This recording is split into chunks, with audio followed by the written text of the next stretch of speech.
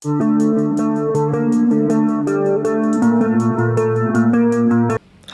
I'm Zach, and this is Challenger Vedic Astrology and Tarot.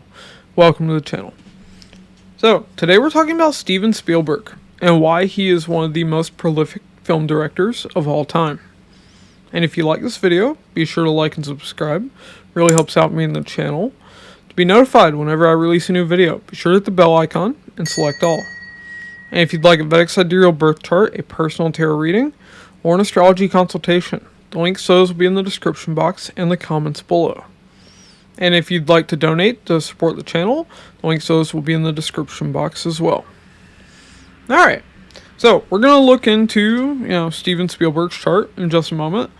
But, I'm a big fan of Steven Spielberg's films, especially his films right up until, early 2000s. Those are probably the last ones I really enjoyed of his. But, he's directed so many good movies. Jaws, of course, starred the summer blockbuster. Indiana Jones and Raiders of the Lost Ark. Indiana Jones and the Last Crusade. Hook. Hook was a big part of my childhood. Jurassic Park, one of my favorite movies of all time. And so many others. Saving Private Ryan.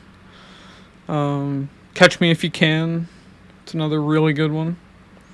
But yeah, so we're going to look at George Lucas. Sorry, just did his chart. We already talked about him. Steven Spielberg.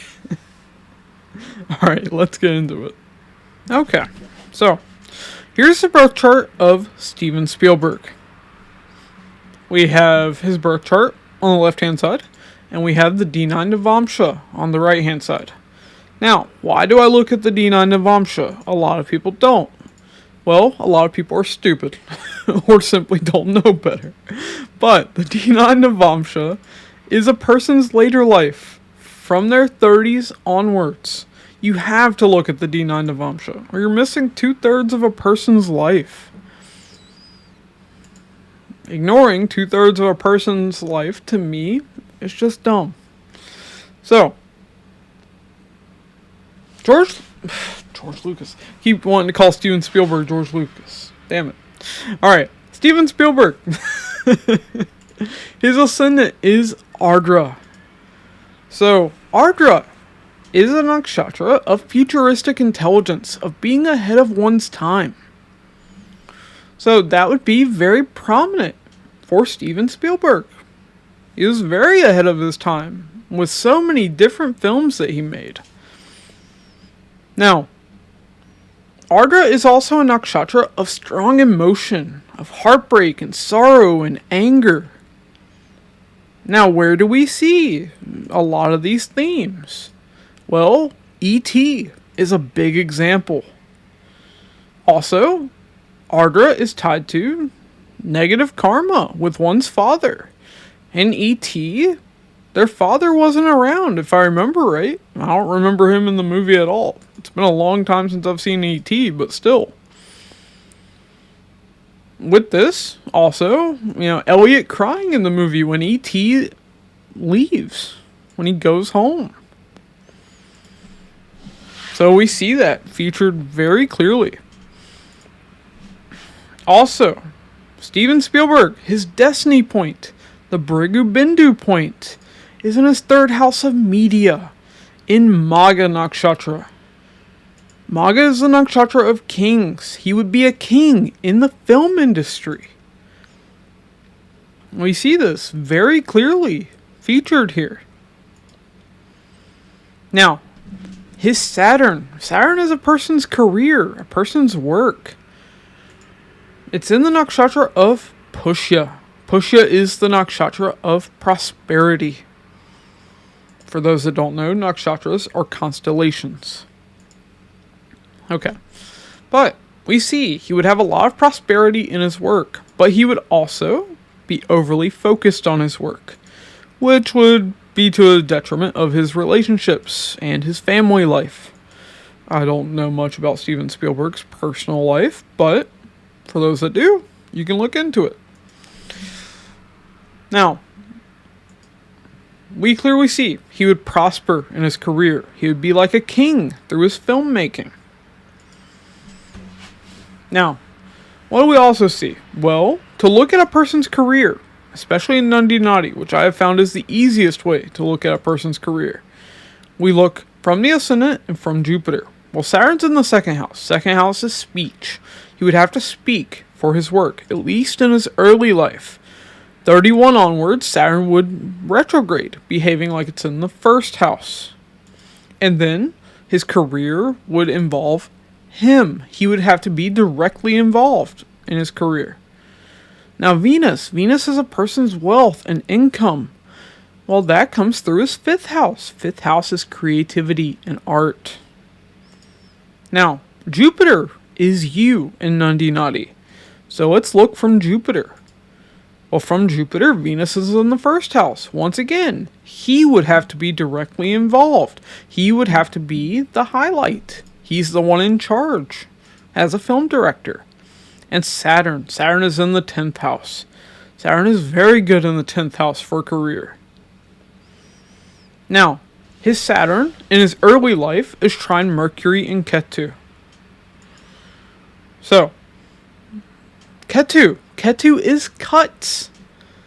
So what does a filmmaker cut? They edit their videos. The editing process is Ketu. And Mercury being involved here, well, Mercury is friends. It's in the nakshatra of Anuradha, karmic friendships. Now, this is both good karma and bad karma, but a big example of this is George Lucas. For those that don't know, George Lucas came up with the idea of Indiana Jones, came up with the story, but Steven Spielberg directed. So, we see his work would involve his friends, especially early in life. Now, Saturn retrogrades later in life, going into the 9th house from Jupiter. But when it does, we see Jupiter, Moon, and Venus go trine from that Saturn. So later in life, his work would be more creative. Jupiter, Moon, Venus, all benefics. Alright. But back to his ascendant. So, what do we also see here? We see Rahu and Rohini in the 12th house. Why is this significant? Well, 12th house is imagination, it's fantasy, it's other worlds, outer space. And it's in the nakshatra of Rohini. Rohini is vehicles.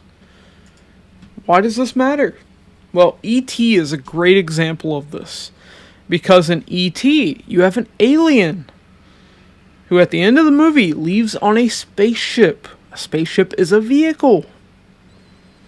Also, in the chase sequence, you have the boys who end up flying through the air on bikes. Once again, a vehicle. Rahu, that desire for vehicles. Also, I don't know, but he might have some obsession with vehicles, especially aircraft, because 12th house can be that. But what do we also see in here? Well, for that, let's look at his Navamsa. His Navamsa, the ascendant is Uttara Bhadrapada. Okay, so Uttara Bhadrapada. What's that about? Well, Uttara Bhadrapada is a nakshatra tied to the ocean, tied to the sea. It's tied to a serpent sleeping in the ocean. With this, we see Jaws. Jaws, a giant shark in the ocean. One of, if not, his most prolific film. It's the one everybody thinks about. But Uttara Bhadrapada is also tied to treasure. Secret, hidden treasure. Well, with this, we clearly see Indiana Jones. Raiders of the Lost Ark, The Last Crusade, in particular. My favorites. But, we see that hidden treasure, very significant as well. Now, his Rahu and his Mars are also in Ardra and Neptune, but outer planets are the last things I look at. So, Rahu and Mars in Ardra as well. Anger, heartbreak, sorrow. I mean, clearly we see these things. Now, what's some things that we also see? Well, let's pop back over to his birth chart for a second. Kind of bouncing around here. Follow with me. Alright. In the 7th house, Sun and Mars conjunct in Mula. Well, Sun and Mars, that combination shows something to do with government. Well, I don't know enough about Steven Spielberg's history. Maybe he was involved in government. I have no idea. But, Saving Private Ryan. Saving Private Ryan is about rescuing a soldier, Private Ryan, from World War II Germany. So, Sun and Mars, that government theme playing out in a big way. 7th house is the masses. And from his moon, it's in the 3rd house of media. In the nakshatra of Mula. Now, why is that significant? Well, Mula is the past. Mula is uprooting. It's uprooting a plant and replanting it. So, they are trying to uproot a soldier from Germany to bring him back home because so many of his brothers have already died in the war. I think something crazy like 4. I can't remember exactly, but we also see that theme clearly playing out. Now, another thing, Mula is the past. Mula is uprooting. So with this, we see Jurassic Park. Dinosaurs from the past being brought back to life.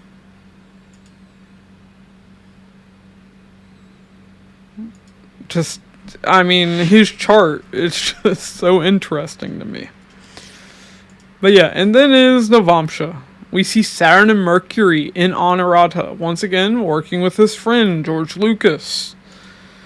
Very prominent. Ketu and Mula, once again.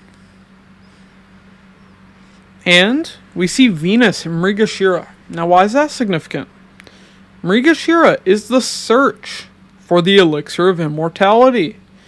Mrigashira is tied to Soma. So how's that significant? Well, Indiana Jones and the Last Crusade. They are searching for the Holy Grail that can grant eternal life. Once again, very prominent. We see these nakshatra themes playing out, especially when we're looking at the charts of creative people.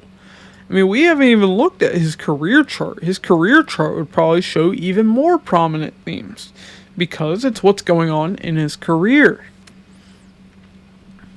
But that would make this video probably a bit too long. Now, we also see Sun is in Kritika in the 3rd house. Kritika is cutting and burning.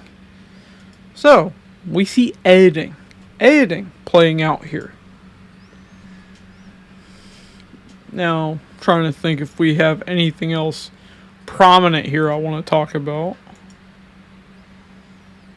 No, not really. We can keep this one kind of short, I think. But alright. Oh. No. I did think about something else. I want to talk about Hook. I'm a big fan of Hook. Okay.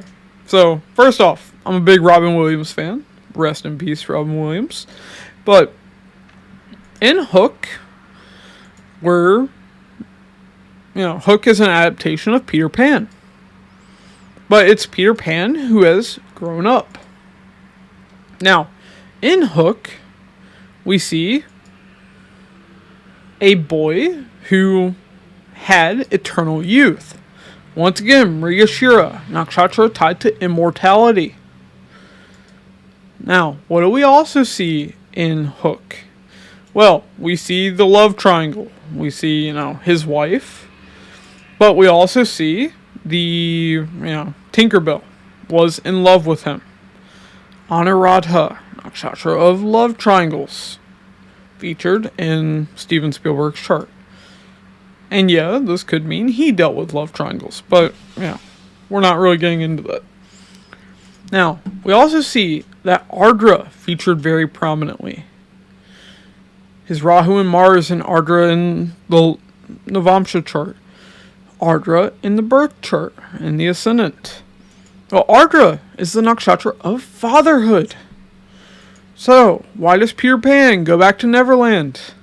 To rescue his kids. To be a good father. Or at least a decent father. Also, we see flight. Learning to fly. Why? Moon is in Swati. Swati is the nakshatra of flying.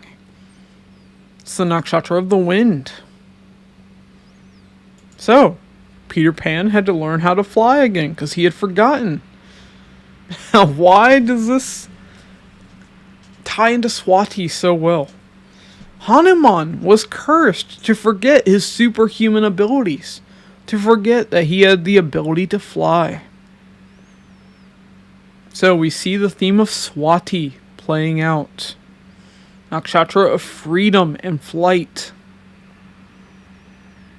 Now, how do pirates come into play? Well, Uttara Bhadrapada is the nakshatra of hidden people. Either underground spiritual people or underground criminal people. You'll notice Uttara Bhadrapada and Satyabisha, both nakshatras tied to the ocean, both nakshatras tied to criminality. And especially Satyabisha is tied to filming.